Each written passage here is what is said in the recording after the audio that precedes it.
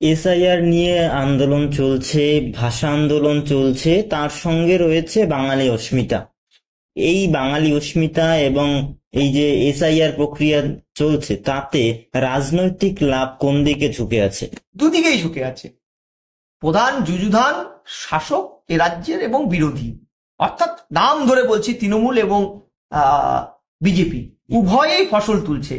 আপনি খেয়াল করুন না, আজকে নওশাদ সিদ্দিকী গ্রামে গ্রামে গিয়ে মানুষকে অ্যাওয়্যার করছে। আমি নওশাদ সিদ্দিকী দল কি এগুলো নিয়ে আমি যাচ্ছি না, ওটা করার দায়িত্ব আমার নয়, আমি কোনো রাজনীতি দল করি না।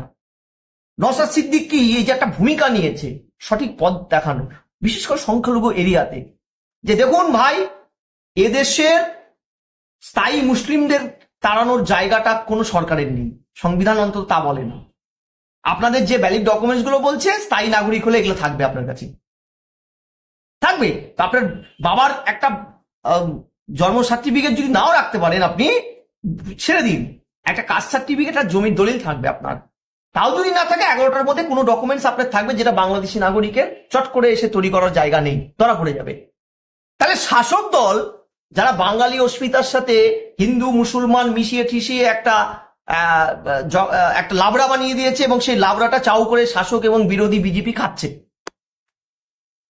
এই যে শুভেন্দুকে বলতে হচ্ছে গ্রামে গ্রামে ঘুরে রোহিঙ্গা মঙ্গলগ্রহে এলিয়েনদের মতো দেখতে একটি প্রাণী নাকি বাংলায় ভর্তি হয়ে গেছে, এই যে ঘটনাগুলো, এই ঘটনাগুলোর সারবত্তাটা একটু তলিয়ে না দেখলে পরে বোঝা যাবে না আসলে মানুষকে ক্ষিপ্ত করে দিয়ে এই দুটো দল কি বেনিফিট চাইছে।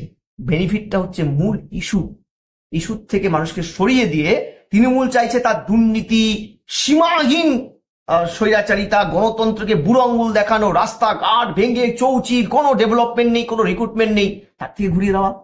আর বিজেপি কি চাইছে? কোনো কাজ না করে, কোনো সংগঠন না করে, শুধুমাত্র হিন্দু ভোটটাকে কনসলিডেট করে জিতে যাও। আদপে মানুষের কি হচ্ছে বলো দেখি?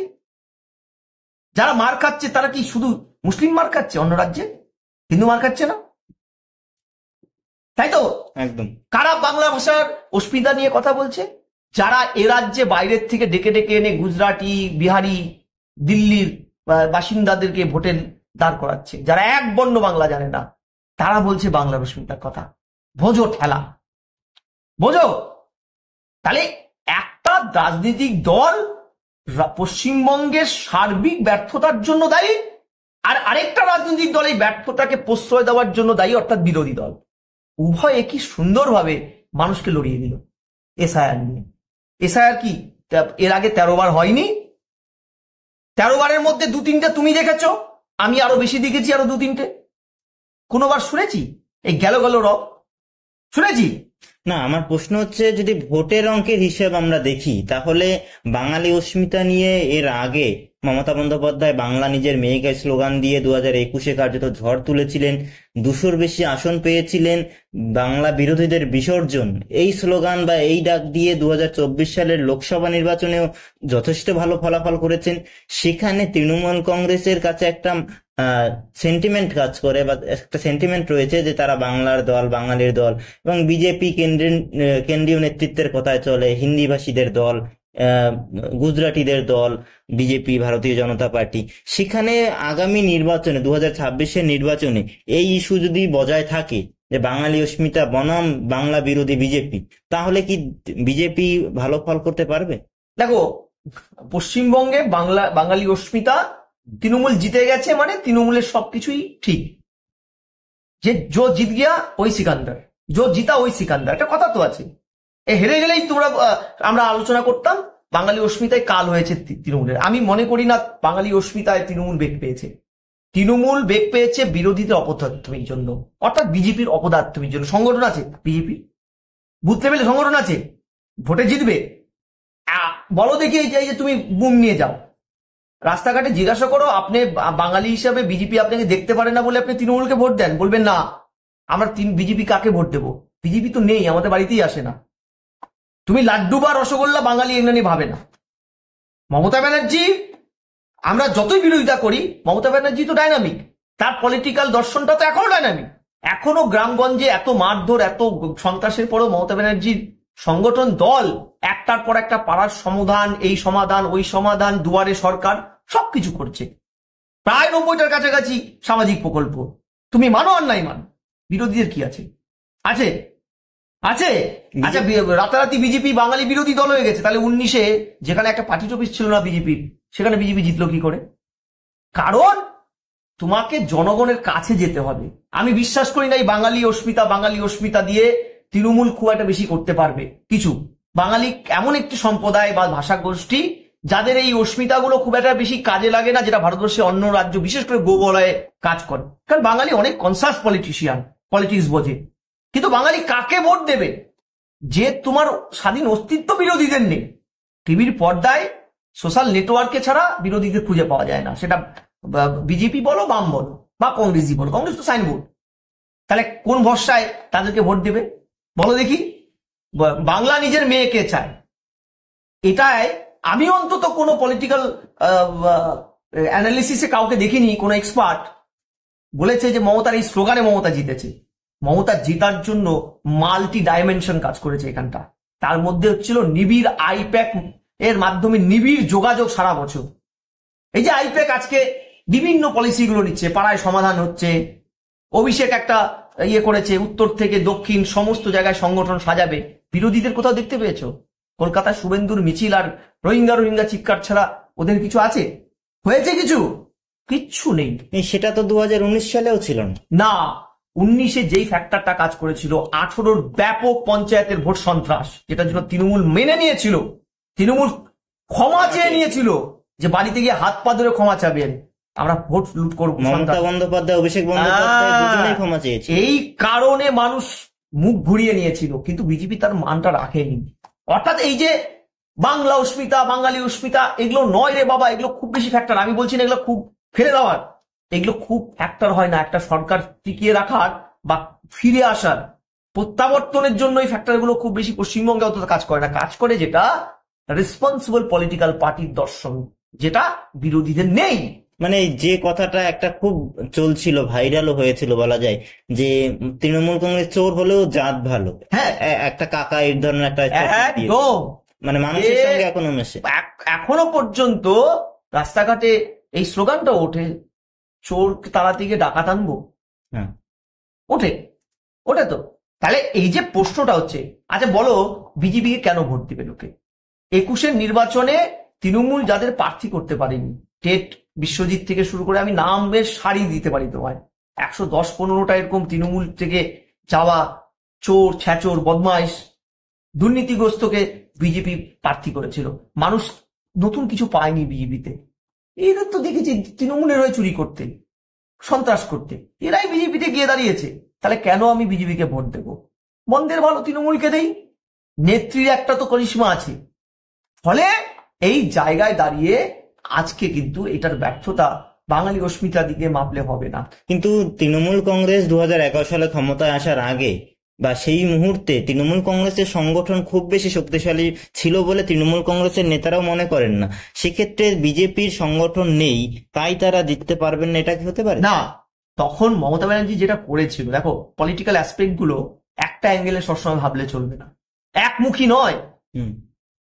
তৃণমূল সেই সময় তৃণমূল নেত্রী বামেদের সার্বিক ব্যর্থতা, কখনো রিচ কাণ্ড, কখনো তাপসী মালিক হত্যা, সিঙ্গুর নন্দীগ্রাম নিতায়ের গণহত্যার থেকে শুরু করে 34 বছর একটি সরকারের যাবতীয় দুরবস্থা, বেআইনি কাজ, মানুষের জীবন জীবিকা নিয়ে ছেলে খেলা, সবকিছুকে একটা প্ল্যাটফর্মে আনতে পেরেছিল। অর্থাৎ আজকে যেমন বিজেপি তৃণমূল মানুষের মাঝখানে অনেক শাখা পোশাকা আছে, অর্থাৎ বিজেপি তৃণমূল বিরোধী ভোটটাকে 1 to 1 নিজের দিকে আনতে পারেনি। সেখানে নকশাল ঢুকে পড়ছে, কখনো ঢুকে পড়ছে কংগ্রেস, কিছুটা ভোট কেটে নিচ্ছে সিপিআইএম, এসইউসিআই। তৃণমূলের সময় তা ছিল না। কিন্তু তৃণমূল নেত্রী সেই বিখ্যাত স্লোগান, তুমি যে দলই করো না কেন, তুমি সিপিএম করছো, একটাবার সিপিএম কে বিরোধীতে বসাও, মানুষের সার্বিক মহাজোট করতে পেরেছিল তৃণমূল নেত্রী। সেটা তো শ্রমিক ভট্টাচার্য সভাপতি হওয়ার পরেও বলছেন যে দলটা ভুলে যান, মানে আপাতত পতাকাটা। বড্ড লেট রে বাবা, বড্ড লেট। আর দ্বিতীয় যেটা তোমরা ভুলে যাচ্ছ, তৃণমূল কংগ্রেস 11 সালের ক্ষমতায় আসার আগে ভারতবর্ষের কোন রাজ্যে এমনকি কেন্দ্রে কোথাও ছিল না।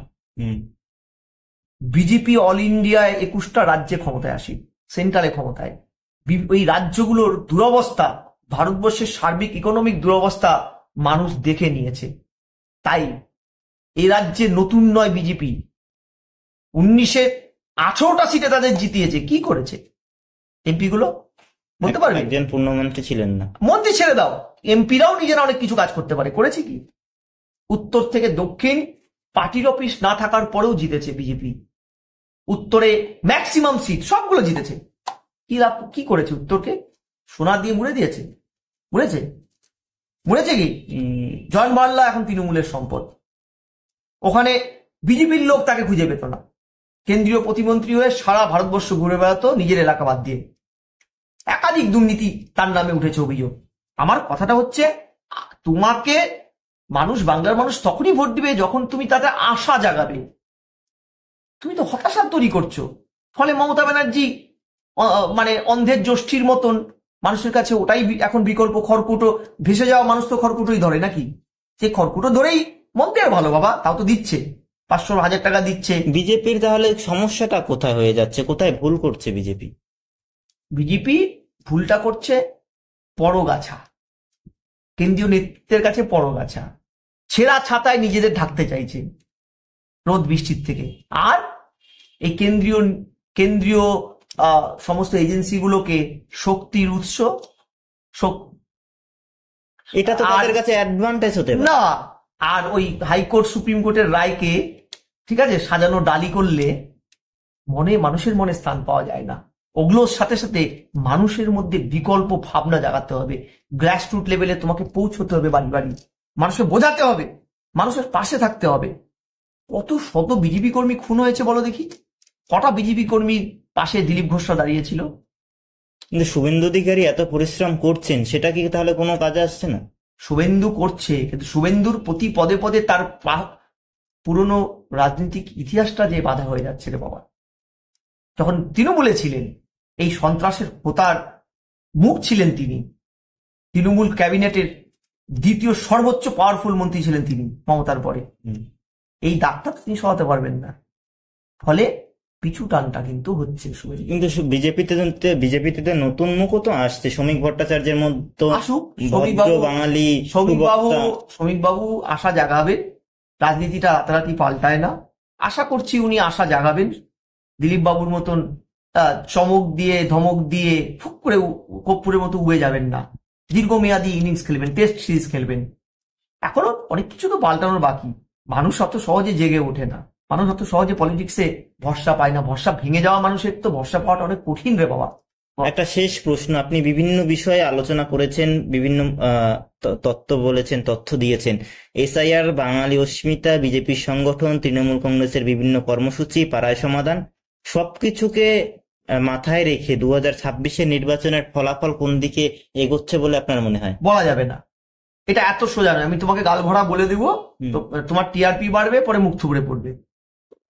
ভোটের কি ফল হবে সেটা নির্ভর করবে এসআইআর এ কত ভোটার কাটা যাচ্ছে। ধরো বিরোধী নেতার কথা অনুযায়ী যদি 1-1.5 কোটি ভোটার কাটা যায় না, আমি বলছি শাসক কিন্তু ক্ষতিগ্রস্ত হবে। কারণ শাসক বিরোধী ভোটের ডিফারেন্স 42-43 লাখের বেশি নয়। মাথায় রাখো, এটা 7-8%। এটা কিন্তু এফেক্ট হবে। মানে এসআইআর এ যদি ভোট কাটা যায় 1 কোটির কাছাকাছি, তাহলে তৃণমূল কংগ্রেসের জন্য বিশাল বিপদ। অবশ্যই, কারণ যারা বেশি ভোট পায়, 2 কোটি প্লাস তো ভোট পেয়েছে ওরা না, 85-86 লাখ, 2 কোটি বা 75 লাখ, 2 কোটি 75 লাখ। তো যারা বেশি ভোট পেয়েছে তাদেরই তো বেশি ভোট কাটা যাবে। ভোটার লিস্টে যদি লোকের নাম কাটা যায়, আমি বলছি না বিজেপির কাটা যাবে না, তারা তো বেশি ক্ষতিগ্রস্ত হবে। তো সিম্পল পাটিগণিত, যে যাদের ভাগ বেশি, চুরি হলে তাদের ভাগ থেকে বেশি চুরি হবে, কাটা গেলে তাদের ভাগ থেকে কাটা যাবে। সোজা বিয়োগ, ছোটবেলার বিয়োগ। তৃণমূল ক্ষতিগ্রস্ত হবে। যদি বিহারে মতো রাজ্য যেখানে অনুপ্রবেশের সেই সংকটটা নেই, তারপরে এত ভোটার কাটা যায়, কালকের হিসাব 65 লক্ষ, কালকের নোটিফিকেশন অনুযায়ী পশ্চিমবঙ্গে উজাড় হয়ে যাবে, ডবল হবে। আর ডবল হলে কিন্তু তৃণমূল ক্ষতিগ্রস্ত হবে। সো এখনই বলা যাবে না, এখনই এগুলো বলার সময় নেই।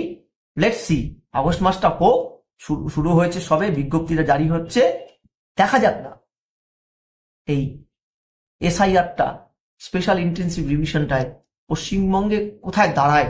মানে এটাই যদি শুভেন্দু অধিকারী বা আপনারও যেটা ধারণা যে বিহারে 65 লাখের কাছাকাছি বাদ গেছে, এখানে যদি 1 কোটি বাদ যায়, তাহলে একটা সম্ভাবনা থেকে যাচ্ছে যে বিজেপির তুরুপের তাস হতে পারে, বা বিজেপির হতেই পারে। মহারাষ্ট্রে 44 লাখ ভোট বেড়েছিল, 8 লাখ ভোট বৃদ্ধি পেয়েছিল দিল্লিতে রাতারাতি, ওভার দ্য নাইট। এগুলো কাকে বেনিফিট দিয়েছিল? অফকোর্স যারা রুলিং এসেছিল তাদেরকে। বাড়লে রুরাররা ভোট পায়, কমলে রুরারদের ক্ষতি হবে, এটাই স্বাভাবিক, সিম্পল হিসাব। অনেক গঙ্গা দিয়ে অনেক জল যাওয়া বাকি আছে, লেটস সি। ঠিক তোমাকে পরিস্থিতি তোমরাও জাজ করবে। এখন কিন্তু পশ্চিমবঙ্গে ভোটে কে জিতবে না জিতবে, আপাতত সাংগঠনিক দিক থেকে তৃণমূল এগিয়ে, অস্বীকারের জায়গা নেই। কিন্তু আগামীতে এটা যে থাকবে এটা বলা যেমন যায় না, বা বিরোধীরাও খুব ভালো জায়গায় চলে যাবে এটাও ভালো করে এই মুহূর্তে বলার জায়গা কিন্তু আসেনি।